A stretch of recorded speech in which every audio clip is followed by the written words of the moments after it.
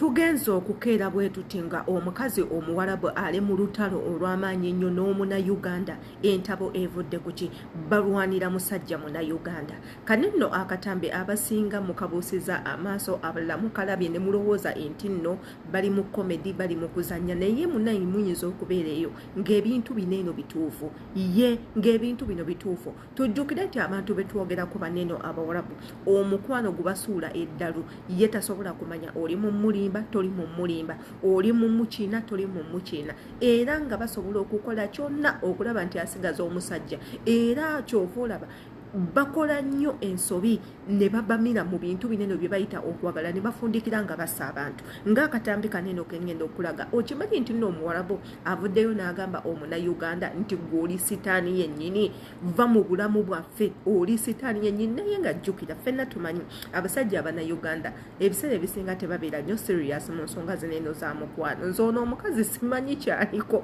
oba yakitegeera nti nno bano bali mu just content oba tannaba kukitegeera mugenda muyambako mu mubuuse wabula ng'ateera waneeno nzize n'amawulire ga munnayuganda munnaffe wakeeredde ku makya ng'omwana wa mukama we amufuddeko agenza ozuukuka ku makya nga omwana omu ku baana ba mukama we myaka 3 omwana ow'obuwala nga ekimbe kimutuze n'afiirawo agenda kubanga yeeyogerera mu katambi ako nze sigenda kumwogerera wabula ng'ateera mujjukire nti yense Shila Adita embeera wanene obatuusaako updates gwe eyeetaaze updates naddala ezikwatagana ku bankuba kyeyo eyeetaaga counseling motivating inspiring jangu obeere nga otwegattako ekyokukola okimanyi kwe kusubscribinga kikulu nnyo okwate ku kadde buli video gye tuteekayo ekutuukeko bulungi nnyo commenti nga tumanye endowooza yonga gwe kinoomu ng'omuntu alaba obutambi buneeno bw'oba okomenti nze kigenda tukola bulungi nnyo ate nga kijja tuleka nga naffe tuli basanyufu teekako kigenda kuleka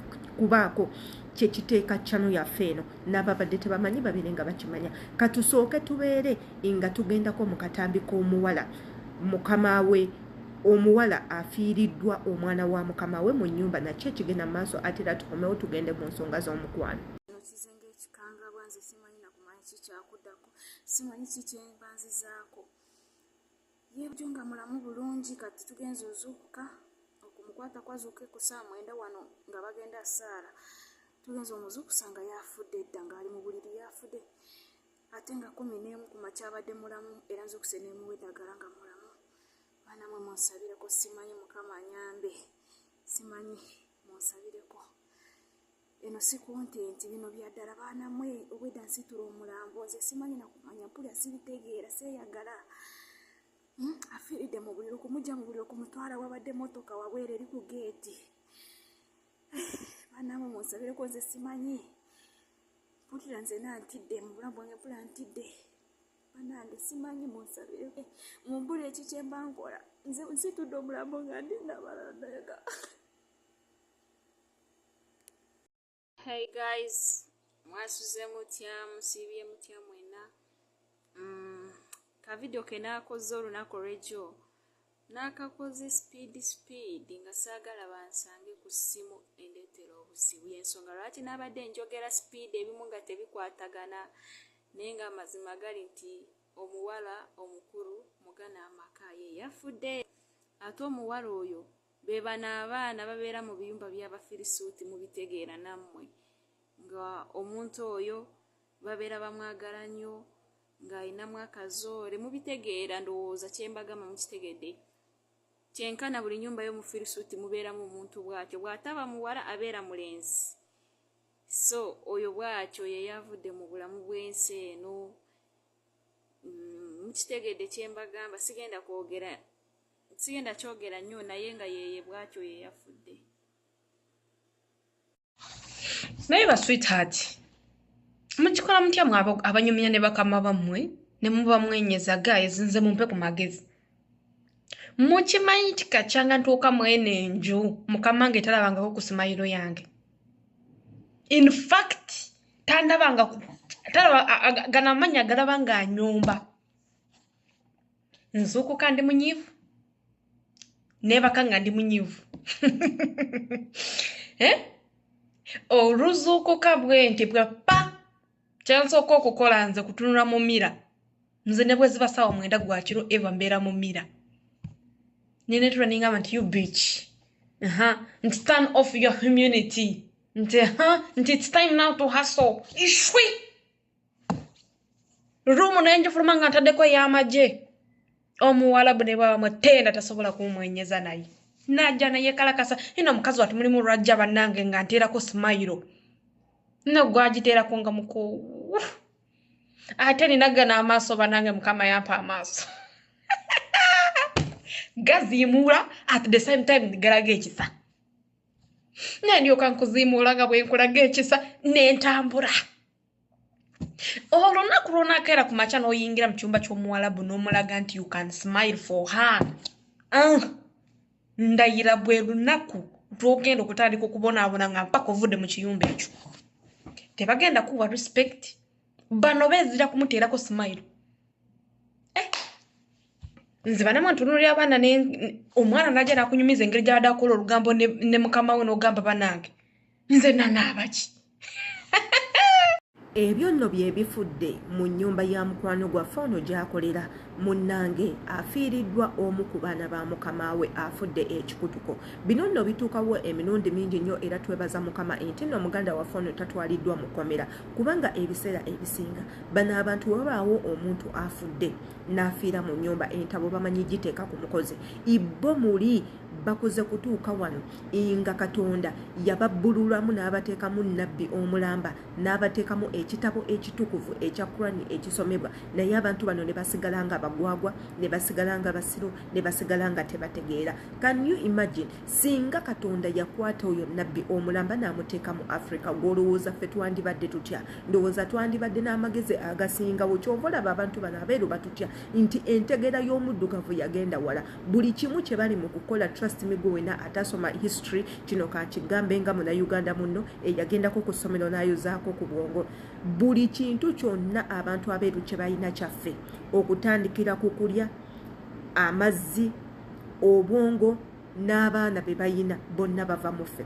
Kyabalema okutegeera nti ffe bajjajja baabwe iffe tubazaala ffe tutaba tebasobola kubaawo. Njagala okere ku makya weebuuze wali olabeeyo omukazi omweru ye ne bbawe nga bonna bazungu ne bazaala omwana omuddugavu? Of course nedda. Naye omukazi omuddugavu n'omusajja omuddugavu basobola okuzaala omwana omweru. For example, nze gye bazaala maama wange kennyini azaala yali mweru ng'oyinza okugamba mu kyotala kyokka nga maama we muddugavu ddala taata we muddugavu ddala ne bazaala omwana omweru ne batuuka n'okulowooza nti oba maama waabwe yagendako ebbali munnange bagenda ate munayo kinoonyereza ng'omwana wa mmaka ate era ne muganda we omulenzi laba waawasa omukazi muddugavu ne muganda wa maama wange omulenzi muddugavu ne bazaala omwana omweru ennyo atamanyi na maama wange. Ensonga bwesito we ziri ate era mubirabyeko ne bano kyabalema okukkiriza mu bwongo bwabwe ebintu byabalema okukkiriza nti ebintu bibaawo kati ng'okufa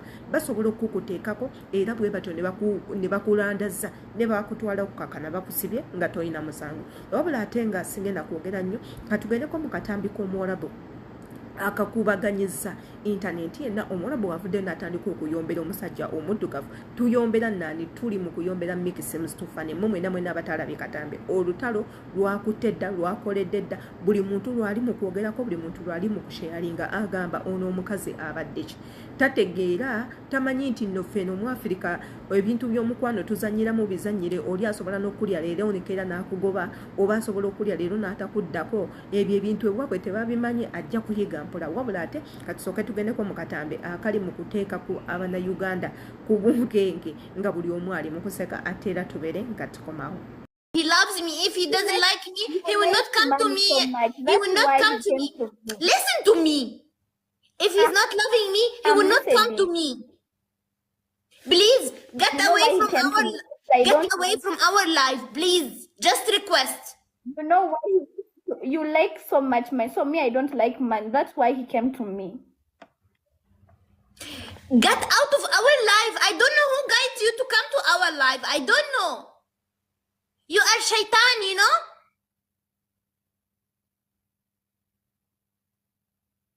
Just no, don't say why right now. Just what did you say? Love. The signal is gone.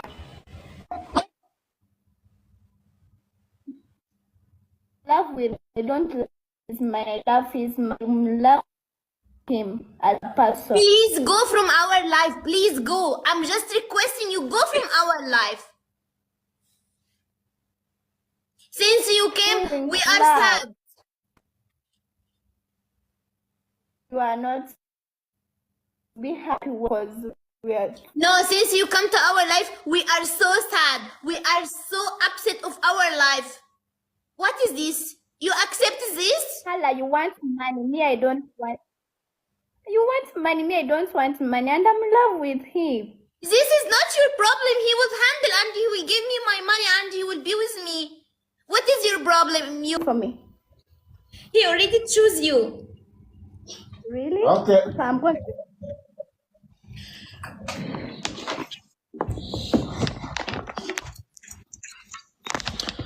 Okay. Yes. How are you doing, people?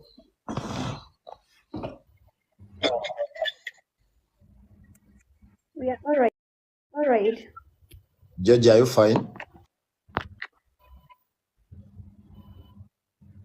Yeah, I'm good. Allah, how are you doing?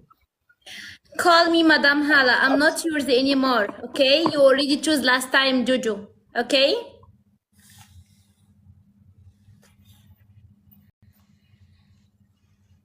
Then if I told you don't want me to address you as Hala, why are you here?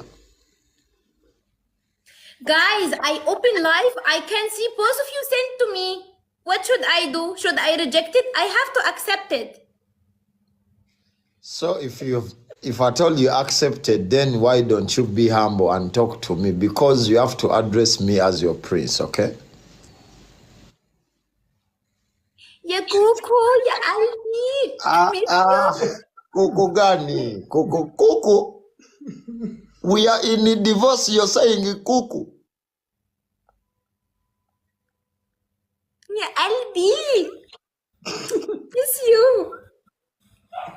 Missing. ndowooza akatambi ako mukalabye bulungi nnyo abaagalwa bwe sitabateerawo katambi kaneno akalabula mwenna mwenna bankuba kyeyo ngenda kubanga endi mulyanza amaanya nnyo obutabalabula kati nno waneno we mbaleetedde akatambi akamu omwami eyavuddeyo n'abeera nga alabula Kadama omukozi ng'amugamba munnange abo abasajja abakusomba munnange balwadde omulimu gwabwe gwakwebaka n'abawala ne babasiga obulwadde bwa siriimu ne bamala ne badduka jjukira twogera ku kibuga ekya Dubai siriimu gyasiiba ataayaaya ayina n'evi abaana babeereyo ne bafuna obulwadde ne batambuza obulwadde omuli aba Nigeria omuli groups ez'enjawulo okuva mu nsi ez'enjawulo bajja ne batandika okusaasaanya obulwadde mu nsi eyo wabula ono abadde yeegumbulidde omuze nga agenda n'alondawo bano bantolose mu biyumba bano bandi ku kkubo neetunda ye ng'abeebakaka olumala obbawa obulwadde ngadduka wabula kati ono baamukubye ekimmonde oluvannyuma gwe yabadde agenda okusiiga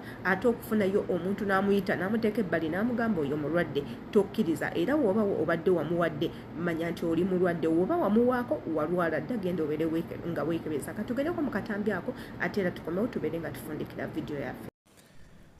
Olunaku lwa jjo nina omuwala gwe nataasizza okufa naye nawe wuliriza wanditaasibwa mu ngeri y'emu wuliriza nnyo be bano abawala bakadaama ababeereyo mu biyumba nga kuba yaŋŋambye nti yatoloka mu kiyumba kyabwe kye baamutwalira mbu babayita batolosi mbu lyerinnya ne babayita batolosi mbu yatoloka mu kiyumba kyabwe ekiyumba kye baamuleeteramu okukola kati ndowooza n'afuna banne gy'abeereyo mu kiyumba yansindikidde mesegi naŋŋamba nti olunaku naŋŋamba yaloose oba yafunye ekirooto ng'ali amakolooni kuganga alina amakoloni ku sowaani wabula oli najja n'amugamba nti amakoloni g'ogenda okulya nga mavundu kati omuwala kyeyavudde amugamba nti amakoloni mavundu nti amakoloni nakava okugafumba sinaba kugalya naye nga malamu nakava okugafumba oli n'amugamba nti amakoloni ago nze nkugambe mavundu n'amugamba guteekamuko ekijiiko obeere nga asena mu kkolabe ojja galaba nga munda mavundu n'ambuuza ekirooto ekyo kitegeeza ki kati nze we nabadde nasoose nengwawo ekigo osegera nasose nengwawo ekigo kuba nasose nakuwungamu kubanga ze nabadde maze okukitegeera kati nensoka mubuuza eyo gy'oli gy'okolera olinayo omusajja naŋŋamba nti omusajja muyina naye naakamufuna we yaŋŋambidde nti yatoloka ne mubuuza omusajja wakamufuna omusajja akola mulimu ki nti omusajja be bano badureva abatuvuga nga batujja mu kiyumba kyaffe gye tubeera ffenna nga batutwala ku mirimu gye tuba tufunye nti omusajja yakamufuna naye omusajja ne mubuuza omusajja oyo mwamaze dde okwegatta n'agamba nti tetunaba kwegatta naye omusajja naakamufuna ne mugamba njagala ombuulira amazima bwobanga mwegatta mbuulira bwema temunnaba mbuulira naŋŋamba nti ekyamazima tebannaba kwegatta